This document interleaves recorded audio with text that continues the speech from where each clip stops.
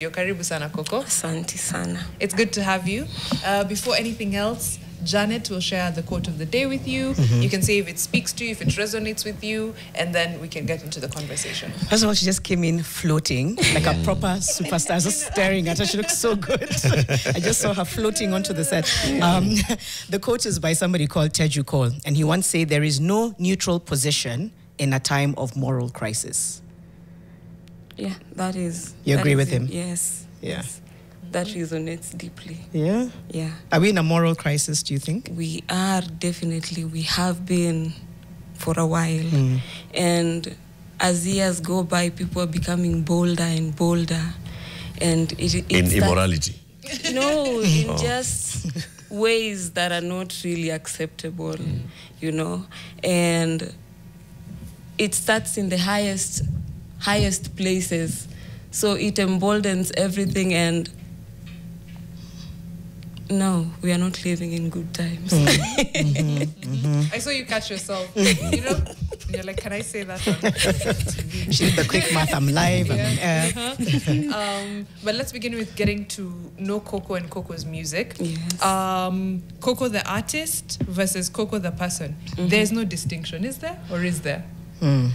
Koko the artist is very fierce. Koko the person is very,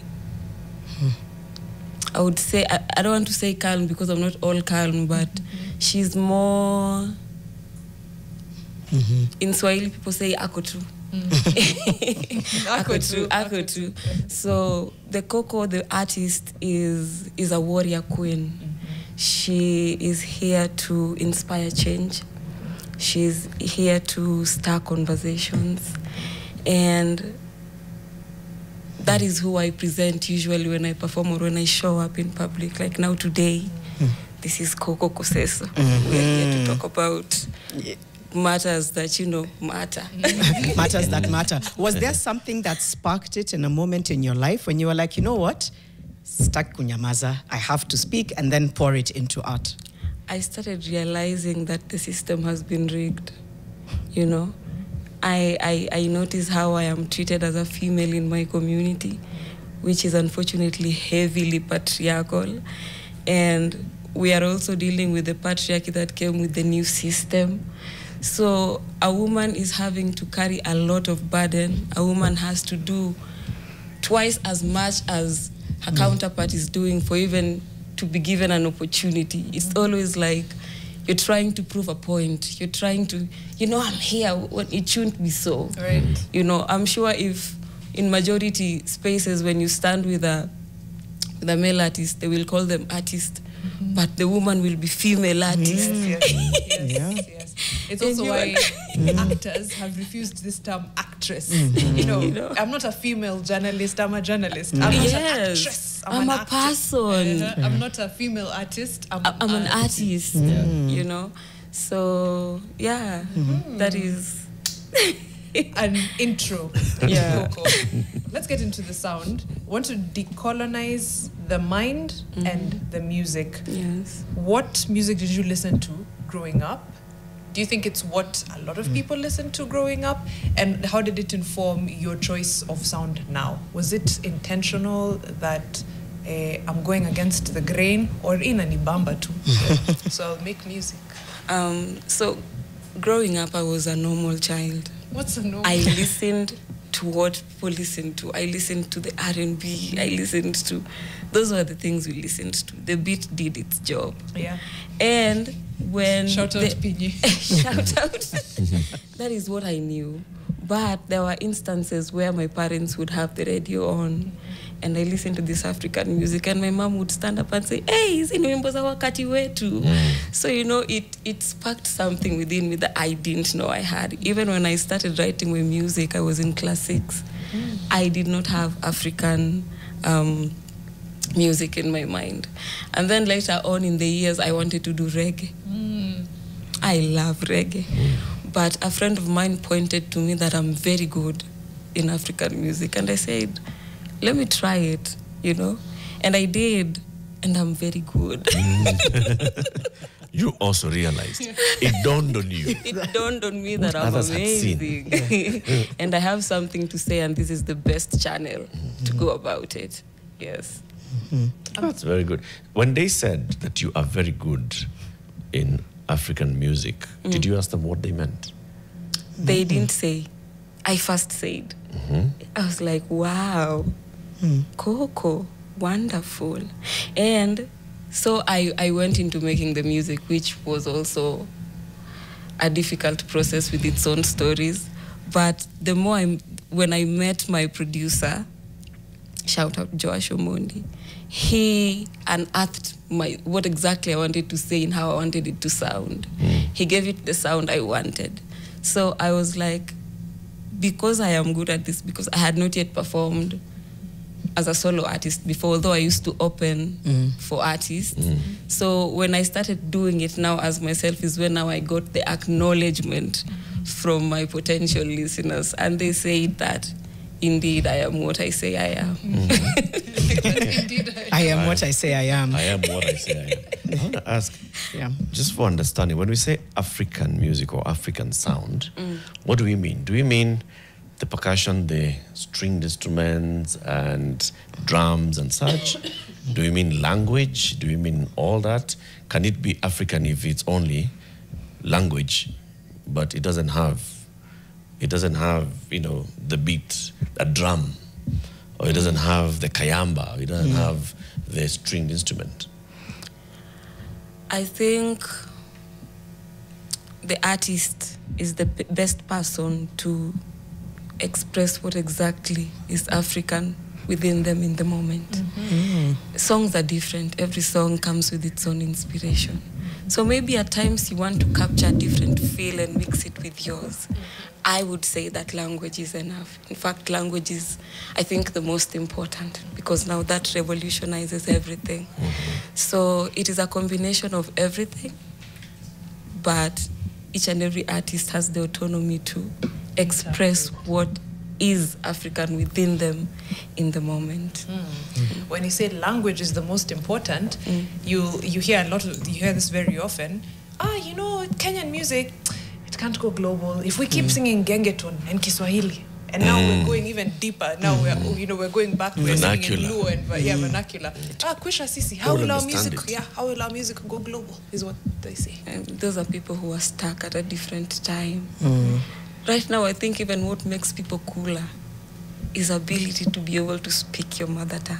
It's a lovely feeling.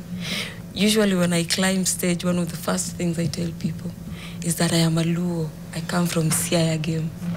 It is not meant to ruffle any feathers. I am celebrating myself in totality. Can you celebrate yourself with me? So it is really about going deep within, finding who we really are and celebrating that. There was nothing wrong with us. We are okay, and our language is one of the things that make us different. We should embrace it. Beyond language, what else do you think was lost or muted by colonization within us, within our music, our art? Our real spiritual identity has been really suppressed. But you see it coming out in these people that they call in churches the prayer warriors. That is power right there. You understand? But because now everyone is trying to be as close to the system as they can be, sometimes for safety, people camouflage. You understand? So our spiritual identity was heavily suppressed. Our way of thinking was rubbished. So all our thinking has a template on it, and the template is Western. Wow. You're boxed. Wherever, each and everywhere you go, you're boxed. At some point, you'll have to bow somewhere for your safety. So it's I hear you. Yeah. And I'm looking at, so the video for one of your singles, Asere, is playing there. I don't know if you're able to get sound, because there's a lovely contrast between the look and the sound, which is when you hear it, it sounds very benga, it sounds...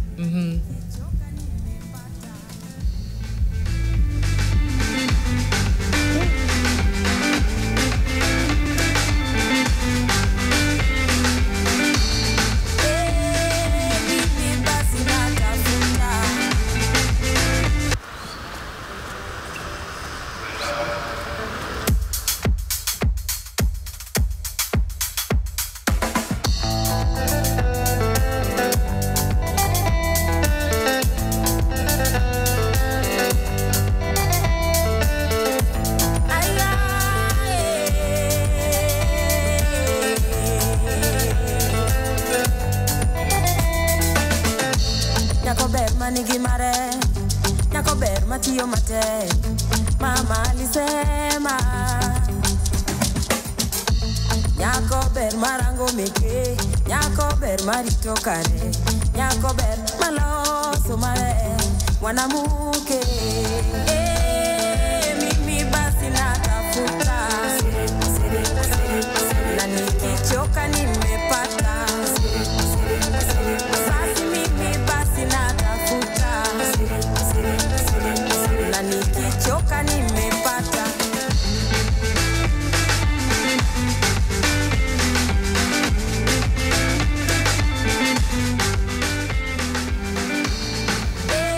Hey, my days. No, it's okay. Let me process that beauty because you were coming to something about the contrast. The contrast of the sound and the look. When you so if I hear Koko is singing in her mother tongue, and that percussion that I know that's the African, I'd call it benga. I don't know what she would describe it as. That's maybe the closest thing that gets to me. Then I would expect her to also be dressed in a size of skirt. True. That's where our minds go automatically.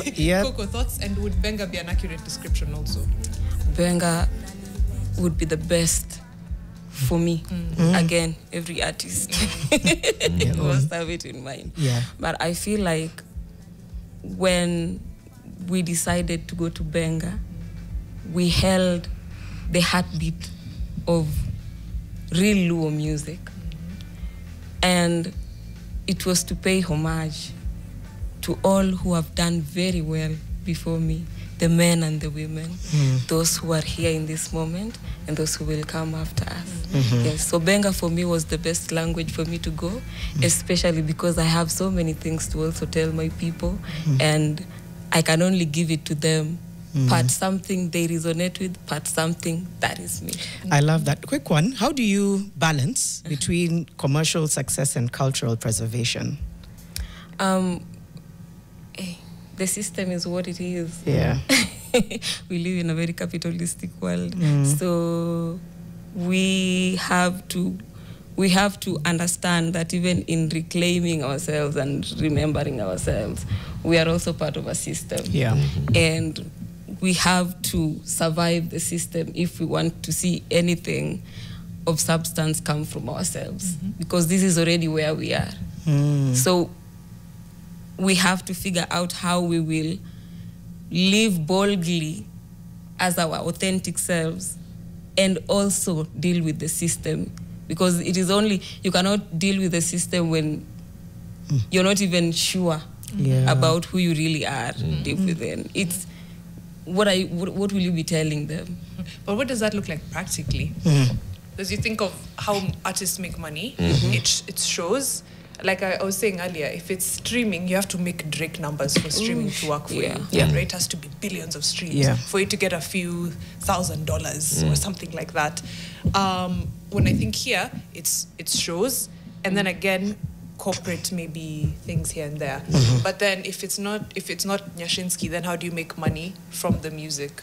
You can create merchandise. I put out a vinyl. And I want to take this opportunity to thank all the Kenyans that bought it. They're sold out. Hey, let's go. Let's go. Vinyl. Yes, vinyl. Santuri. Yes. I think they are very lovely. They're very lovely to have.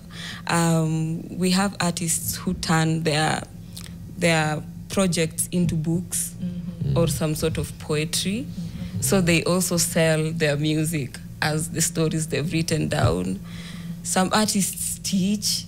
I mean, there are very many non-conventional ways that you can make money on the side of a musician. Yes. So music is the platform, and then now how you interact with your audience in different ways and monetize that is what you do as a brand. You build yourself as this brand. I really like that sound of Asero. What does Asero mean? Asere. Asere. We had in mind bow and arrow. I'm just encouraging women to stand up and show up and find their own. I'm trying to say that a woman is beautiful in these times, who has her own, who takes care of her own, and Mama said. Because You know, there's, in that whole language, there are bits that you'll hear and you'll be like, okay, so I understand those words. Normally, sema. And Mimi natabasi natafuta. and then the rest of it you don't. And I always look back and I'm like, you don't have music. You don't have to understand the words. I always give the example of Lingala. We do Lingala. Now we have all this South African music, which we're all there in the clubs. And you don't understand what they're saying. People basically sing word for word, Yes, not understanding any of the words. thing that they say. Yeah. Same thing has happened now with very many of the Kenyan vernacular artists who come and they're singing. And it doesn't really matter. It doesn't. Kosbiro is a global song. Not many people know what exactly Ayubu Gado was singing about. It's the music that moves you. Yes. And it's like a universal, it's almost like an underlying understanding. It's the way the rhythm moves you, the way the beat moves you. And even hearing music like this, different parts of the world, there's something about when it comes on, people just find themselves moving. Yes. And there's something beautiful about that. I want to come back to how things like gender and class and identity play into or a part of how you're pushing to decolonize the mind, because all of those things kind of intersect, right? Decolonizing, you look at gender, then you look at class and identity. Talk to us about why it was important, first of all, to lead with decolonizing, and then how that also speaks to gender and class and identity, and how we can decolonize along those lines. First of all, I just want to put it out there that as we decolonize, because it's remembering and reclaiming, we also have to agree that some of our cultural ways were really not the best, and they were meant to actually put the woman down. So we'll be adjusting it from within. The call is inside the house. The call is coming from inside. It's coming from inside, because recently I brought up the issue about artists and shows and lineups, where you will find that in a show there will be like 6 men, 1 woman, 7 performers, male performers, 1 female performers. And I brought it up, and a lot of women agreed with me. But I kept on wondering, didn't you notice? Didn't you notice that when you go to a show, don't you see that this? Do you see a picture of someone that looks almost like you? You know, stage. And it is not even that they are to blame or anything. The system has made it so that we are blind to these things. It is so common to see men in a space so that even when a woman is missing, you wouldn't even notice. But when one woman is there, now women, representation, that is not. I mean, congratulations to the ladies that get those opportunities. But hey, organizers, come on. We are here. We matter. We have something to say. And they say that, some people say women need to work hard, pull up their socks, and stop complaining. I don't know what their idea of working hard is. But I know we are putting in the work. We are making good quality music.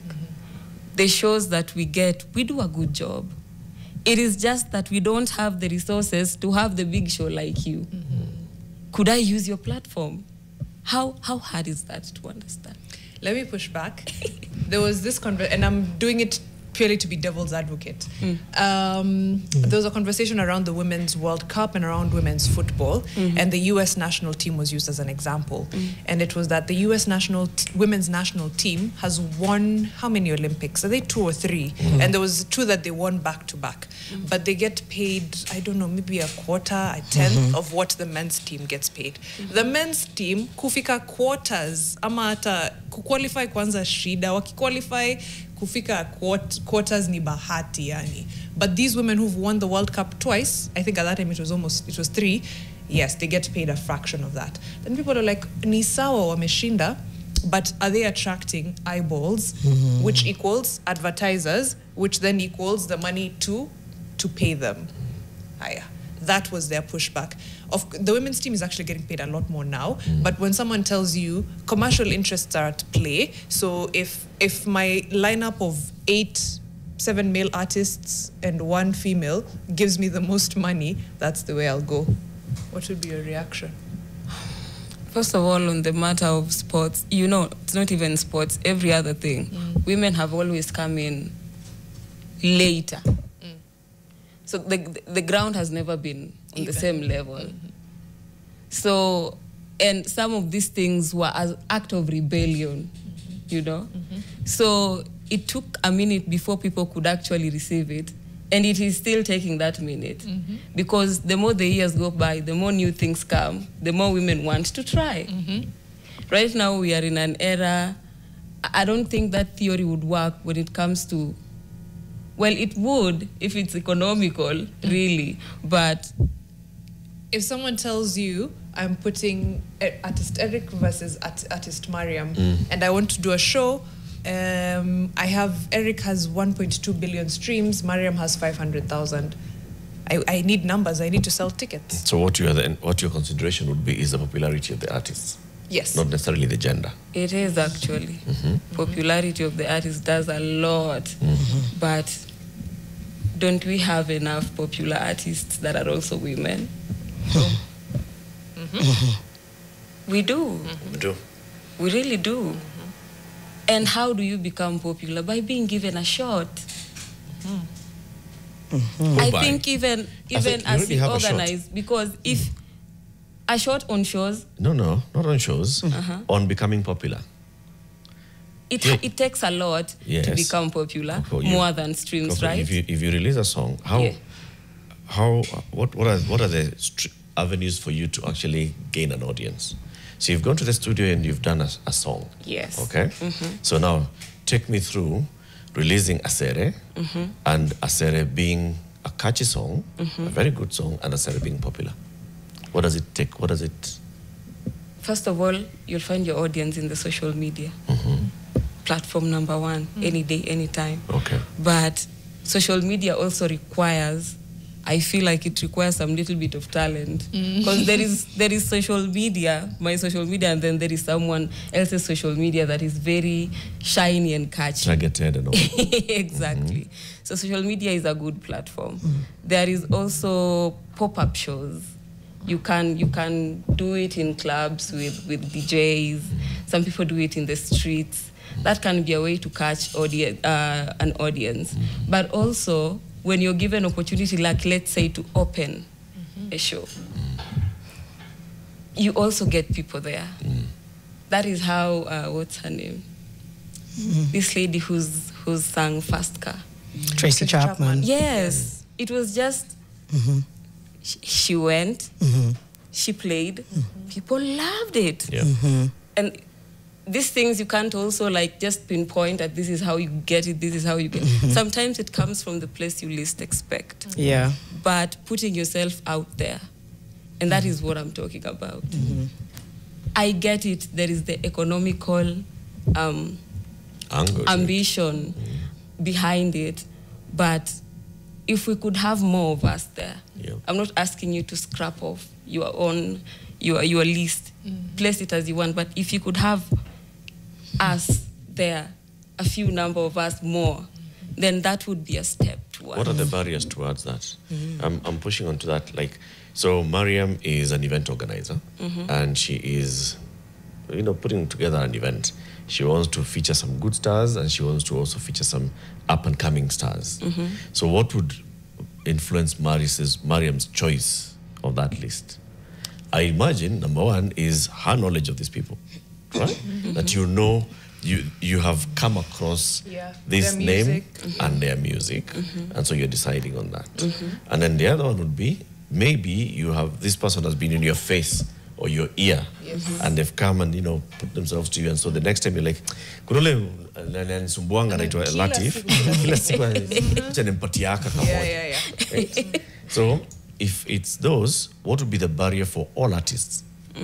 Now we'll come into gender, but also into all artists to get into Mariam's space, so that Mariam gives them that chance. I think the sound of your music also has a lot to do. Sometimes someone just in a matatu and I hear something, I'm like, who's this? Shazam. You know? And I'm like, you know, after that, of course, you'll go look for what the artist has done. And you just decide to, you know, let me take a shot with this one. It's Yeah. true. Yes. It's a combination of factors. It's a lot of things combined. So if your music is good, if you have presence, like you intentionally look good in spaces, and the few opportunities you've been given that are out there, you've done a good job and it can be seen, then that should be able to get you into, I think. Yeah. What about the barriers, like Eric was asking? The things that do keep you from those spaces. Let's talk about like event spaces, concerts, things like that. I think for some spaces, I noticed, and I talked about it, that there was a little bit of clique culture where just because I don't sound like I come from a certain part, then I will not be able to enter a certain space. Now that affects all of us. That one doesn't matter whether you are a man or a woman. If you're speaking and you have an accent that can be pinpointed to a certain region in the country, then you're not. If you don't have the financial muscle, because you could have the accent, but you are known to have money where you come from, that could buy you into those spaces. If you don't look a certain way aesthetically, that applies to all of us. So So the same things that have bedeviled the culture for a long time. Exactly. And on the flip side, though, Kenyans are becoming very intentional about what they're listening to. Yes. What does that say about the cultural moment we're in? And are we moving? Well, I mean, I don't know, you've actually just said those are the issues, but I'm wondering whether the cultural moment we're in is moving us away from what you've just described into a more sort of like inclusive and collaborative space. Yes, I would say it is. I feel like the youths are being intentional about just embracing themselves, learning more about themselves, and you can tell by how they also receive music in vernacular. They are also going back and they're also listening to the music that were, you know, listened to by our parents that are of vernacular, and they're enjoying it.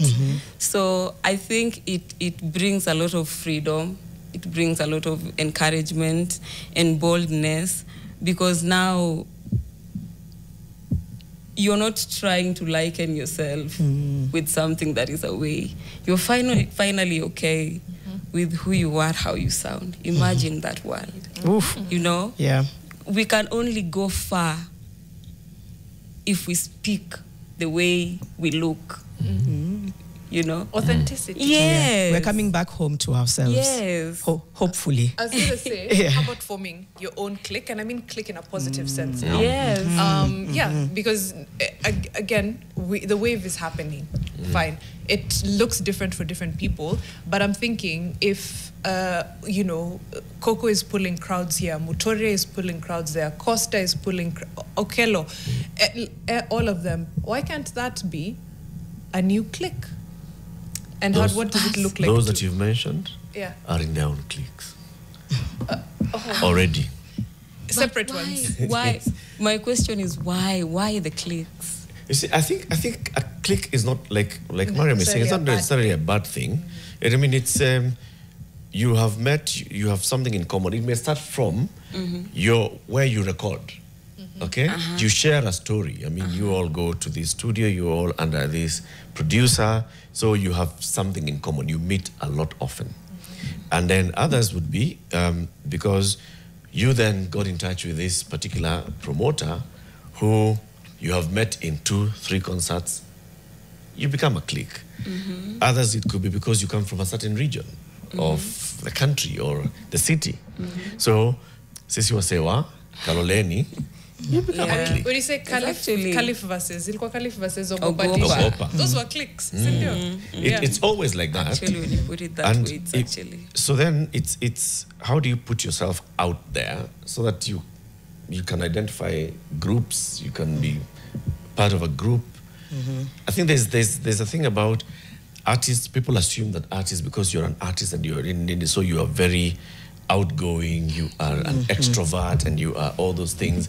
But the truth is that the creative people are actually very timid people.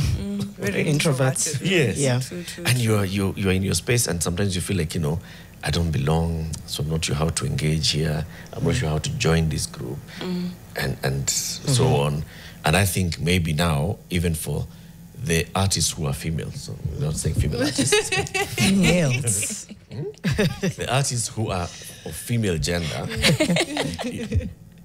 there's the extra feeling of you're coming and you want to, if you're not a strong person, personality, then there's also that extra barrier.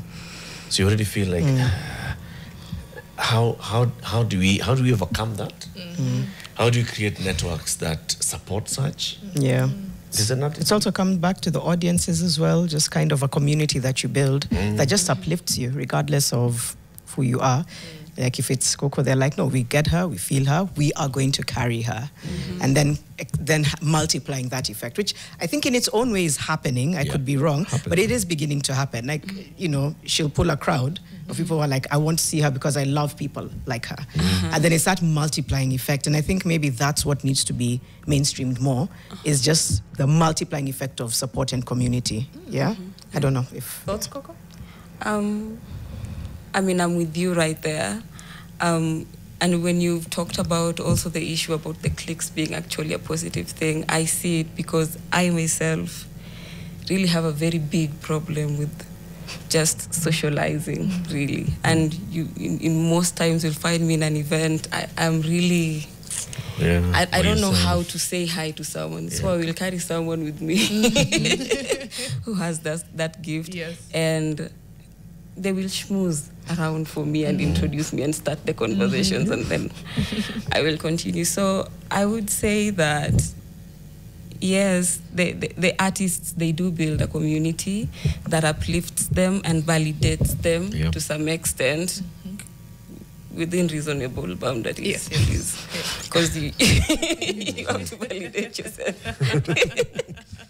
Start with yourself, because if it lies in the clubs of the audience, sometimes when you don't get those clubs, it will be very difficult for you. So I think having those communities and just not really train them, but show them how best they can make you feel, so you can be your best self, so you can continue channeling with them and for them. Yeah, so I think it is. It's a give and take. It's and I like that. When you talk about building those communities, also takes now intentionality. Yes. And resource and things like that.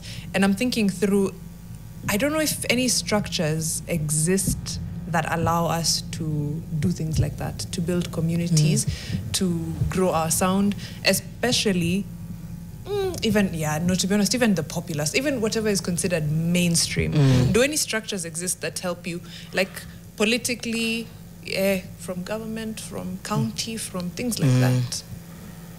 I don't know. I don't. Maybe it's there, but it's not functioning. You know, our country has a lot of things that sometimes you just find out one day when you wake up in the morning. You can't really. So maybe there is, but it has just been numbed. And I don't know if the 2,000 shillings artists receive every year is from the structure. I don't know. I don't know where it comes from. I don't know what that is supposed to be in, because artists put in so much that maybe only comes back to the ones who have, I don't know if it even ever comes back. I'm not sure, but... If it ever comes back. If it ever comes back. It requires massive commercial success to make your money back consistently. Right. Exactly. That's the thing that they don't get told. But I think of places where being an artist, regardless of size of audience, commercial success, etc., is a way to make a living. There are places like that exist, and I think what the difference is, and it's just intentional investment. But we're very far from. Yeah, it's intentionality. I'm curious, somebody listening or watching this conversation, what mindset shift do you want them to walk away with? What's an important mindset shift? Because I think that could then lead us down the path. When you shift your mindset, you then grow the community, you then grow the industry. But a lot of the time, I think it's down to mindset. So, yeah. I don't think there is anything I can say that will inspire A shift. a shift. You'll I be think surprised. You'd be surprised. A Just shift say is it. something that is continuous. It's a continuing process. Okay. So a lot of things along the way, they just, times reach when certain things you just have to drop. What seed do you want to plant in people? I want to plant the seed of, first of all, integrity, because I don't think it is something that is really lacking heavily. It's really sad. Yeah, that Eric co-signs that every morning. Integrity index. Yeah. Integrity is something that I realize is Lacking. is really lacking amongst artists, creatives, people, and especially for creatives, we as artists, we are the link between people and politics and other complex things. So we give them in a language that they best understand. So imagine if I make a deal with an organization that has been seen to not be very good in terms of empowering people and just being good to humanity. And now you are my favorite artist and I see you. That influences me. So some, not all, because I'm sure there are some that are very steadfast, but they don't know how to let go of certain gigs that would actually make impact on the ground. If you're holding hands with a questionable person, as a person who actually thought so highly of you, I don't know what to do anymore. So we play a vital role in integrity. Thanks for that example. Yeah. I was going to ask, because that was a question I was going to ask, is in what ways would you say like artists lack integrity? And what you've given as an example, I get it. I don't know, some people would think of it as a reach. They'd be like, but I need to make money. I know. And Beats Corporation is, okay, no, that's actually a real one. Let me not use that. But yeah, some company there is willing to pay. And also, my needs are urgent. My rent is urgent. But my school fees are urgent. where do we draw a line? Where do we? Where do we draw a line? Money cannot be so important you're willing to sell your soul. It does have repercussions. Like, for example, let's say, I believe that artists should be non-partisan because they inspire the civic mood of the people. That means apolitical. That is, yeah.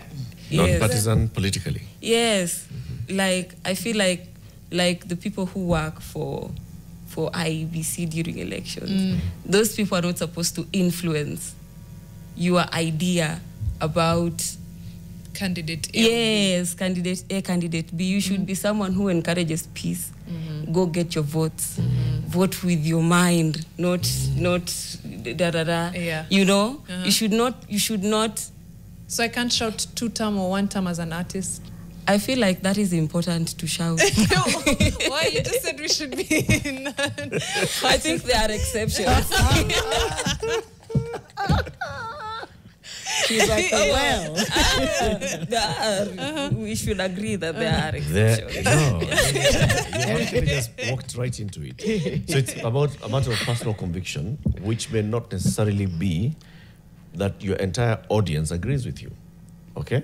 So that part of your audience that does not agree with you when you shout 2-term, what are you, when they come and say, you see now, Koko has no integrity. But I have like 2-term is a very good example, let me put it that way, because that one came in a certain way, Yeah.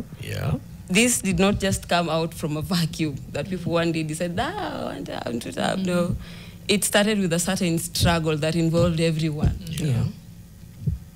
So when someone shouts tutam and we were together out there, I know where it comes from. We know what we are crying about.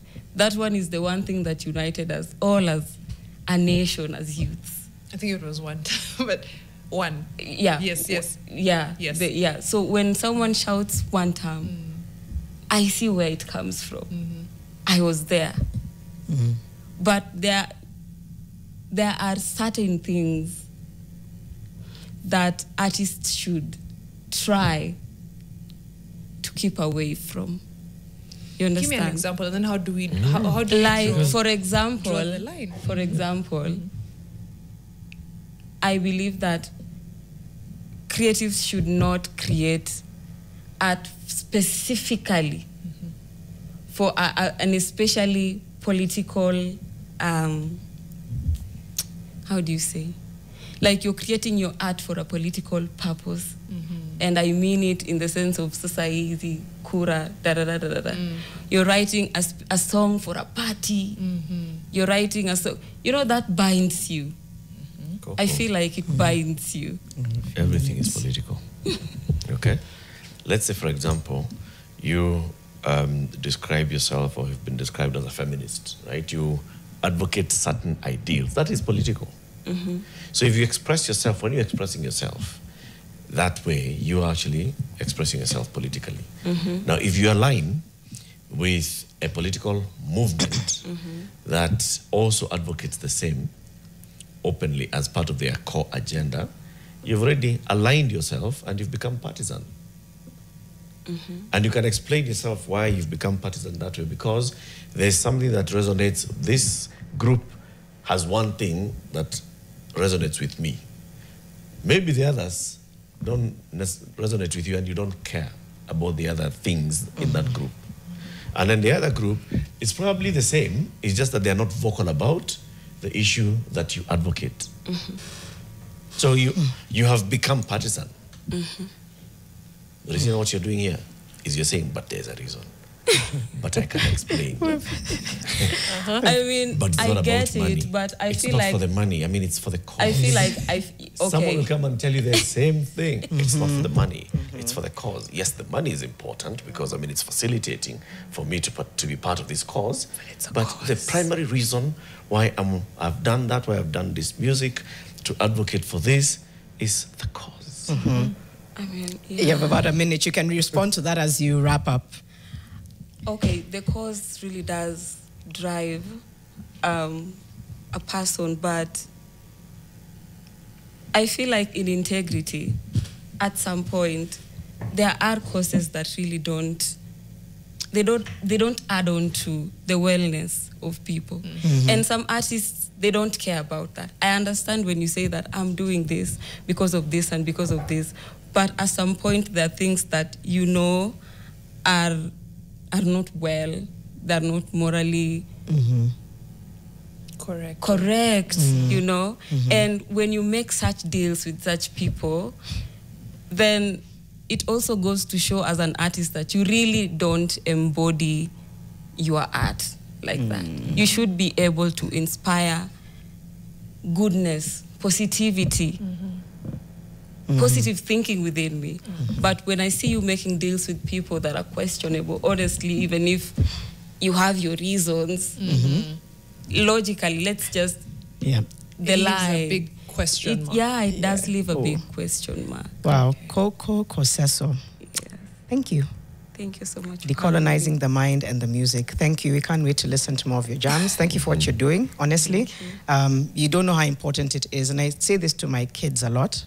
I'm like, you're very lucky that you live in a time when people can walk proud of who they are and where they come from. Yeah. And yet they still have issues around things like colorism and racism. 7 years old.